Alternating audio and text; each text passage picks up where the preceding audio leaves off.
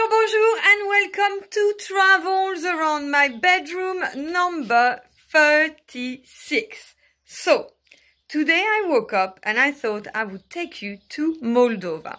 But nothing is ever simple, because I remember that I had one memory, one thing that I brought back from Moldova.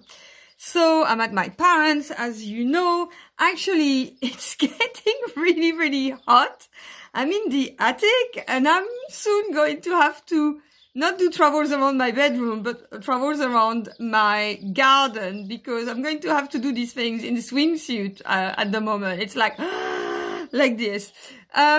So yes, I had this object that I wanted to share with you.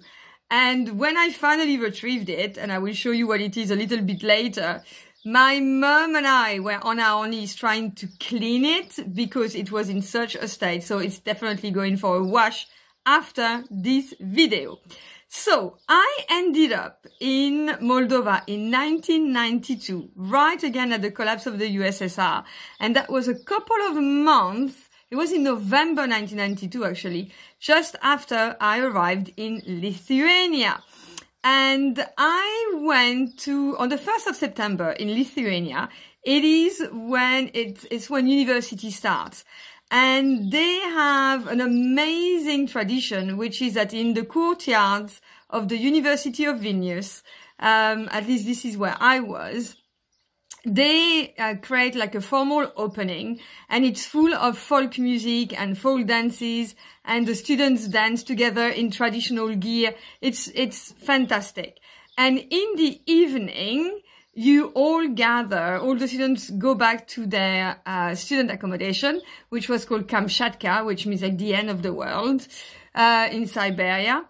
And you drink basically, and you kind of, get to know your new friends in the student accommodation. So it was the beginning for me of my trip and of my arrival, my stay in Vilnius.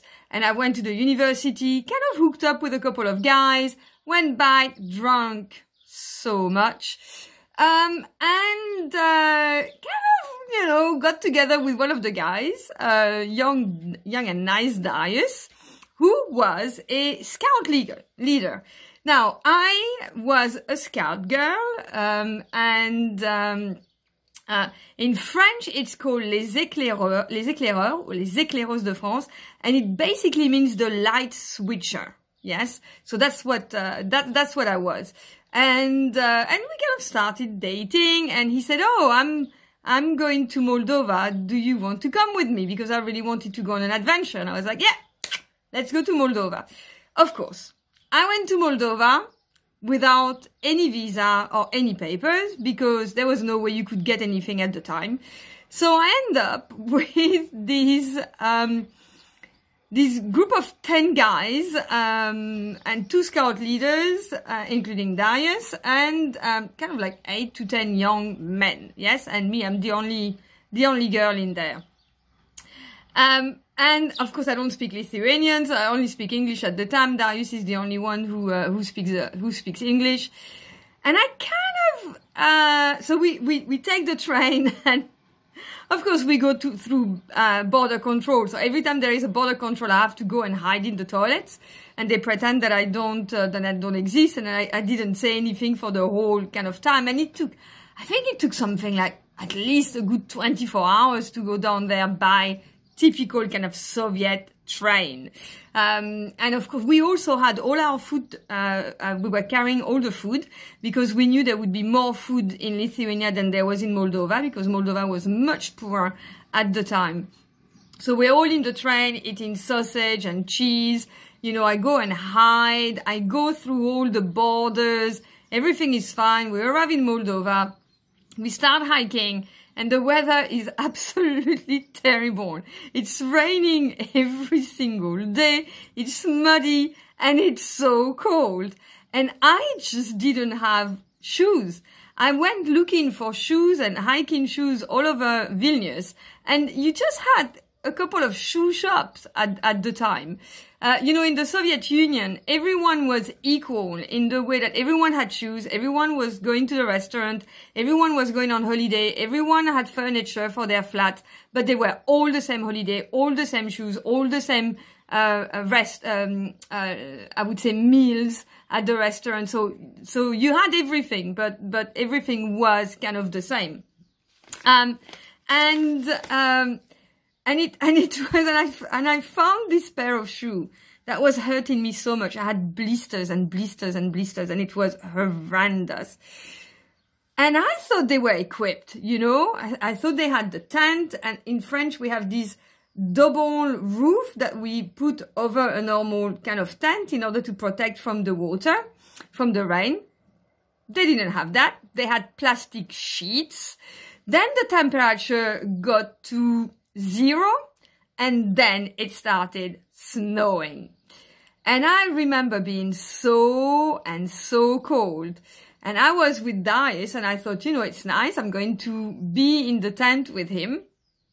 And he will make me, he will warm me up, obviously. Yes, I mean, I use a hot water bottle. Actually, I always travel with a hot water bottle because my feet are always cold. I actually sleep, I sleep with socks all the time, unless there is a man in my bed. I was freezing cold. And I remember walking in mud, and you know, the landscape is beautiful. The Moldovan countryside, I really love it. It was full of wooden houses. People were very nice, but incredibly poor. You still had wells, you know, traditional wells that you would turn with the bucket that come up in all the villages. But I remember that everyone was absolutely lovely. But this thing about the weather that I was so unprepared about. What I was really unprepared about is that when I asked Darius kind of like cuddle with me and make me warm, I was met with, how can I say, a non-engagement, to find out after a little discussion that Mr. Darius had another girlfriend waiting for him in Vilnius. And I just thought, but why did you invite me to come with you? So he said, well, I invited you because I thought you were not going to come. I was just being nice. And of course, the poor guy didn't know me. I said yes, and then he didn't know what to say and what to do. So I had to come with him. So let it be said that the rest of my trip I remained to be very, very, very cold. But I did manage to find something really nice to buy. And you know, it was very hard at the time to buy anything. There was nothing in the shops. And when I say nothing, there was really nothing. Thank God we bought the cheese, we bought the bread, we brought the sausages, because we could only have eggs. It was just really, really bad. So I bought this thing which I found in a local supermarket. I'll show you, which was a carpet, and is my only memory that I have from Moldova. And it is quite smelly right now, so it is going to go for a wash, definitely. But I really, really, really love it. And you wouldn't think, you thought, oh, maybe this is from Mexico, but it's not. It is Moldovan. So this is what I like, when you buy things as well, and it looks like they come from another country. The adventures, of course, are not finished. One more thing that happened is that on the way back, the kind of troubles started, and we found out that, well, actually we knew there were troubles in Moldova at the time. I wouldn't call it war. Some people use the word war. I don't think it was. But maybe I'm misinformed. But the fact is that we got stuck on the train platform with no trains to go back to Vilnius. So that was an interesting situation, and we got stuck there for a couple of nights. And before I had left, I had actually made sure that I went to the French embassy in Vilnius and told them I'm going there. And of course, they knew when I was supposed to come back, and I didn't come back on the day that I was supposed to. And I knew that they might just send out a search party if I didn't come back. So I was looking for a way to phone.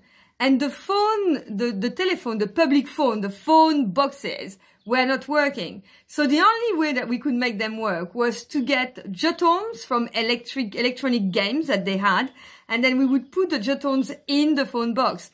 Then I was able to phone the French embassy and said, hey, you know, I'm late, but I'm definitely coming back and we don't know what's going on, but we'll jump on a train. And thank God I did that, because the French ambassador was about to send someone to go out and search for me. So that was good instinct. I was lucky. Darius, what happened to Darius? Darius became a friend. We saw each other, you know, a couple of years after.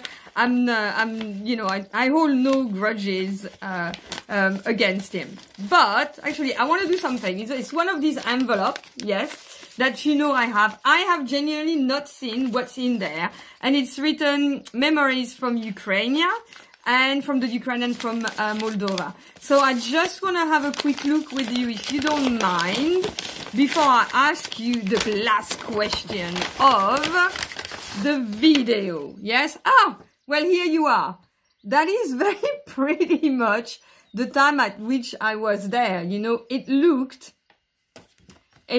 actually, I'll do something on Minsk, because Minsk is and was like that. Because I did spend some time in Minsk, like typical painting from the Soviet Union. So that's Kiev, that's the Ukraine, with some money as well. And you see, brilliant. Okay, so that is it.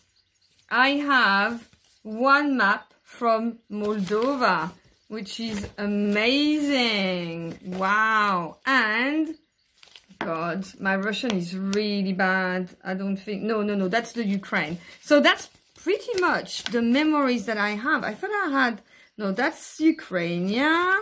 Hold on, bear with me a second. Oh, I talked to you about, did I talk to you about Intourist at the beginning? Intourist was the tour operator that you had to go with when you went to the Soviet Union, and they were always with you with a spy, and they couldn't enable you to actually do whatever you wanted. Okay, so the majority of the stuff that I have is actually from the Ukraine, which makes me think that I've got to do something very soon on the Ukraine and my trip there. So, last question. A year ago, when I was preparing some training for my guides, I came across a study that was carried out amongst millennials, and the millennials had said that they would rather prefer not breaking up with their girlfriend or boyfriend and go on their planned holiday. So they'd rather not miss out on the holiday and pretend that everything was fine to still have the holiday than break up. I hope I'm making sense. So my question now to you is, have you ever done that? Have you ever not broken up with someone or gone on holiday with someone knowing that you shouldn't because there is nothing there, but you really, really wanted the holiday more than the boyfriend? Or the girlfriend, by the way. So I'd love to know. Thank you very much and have a lovely day. Bye-bye.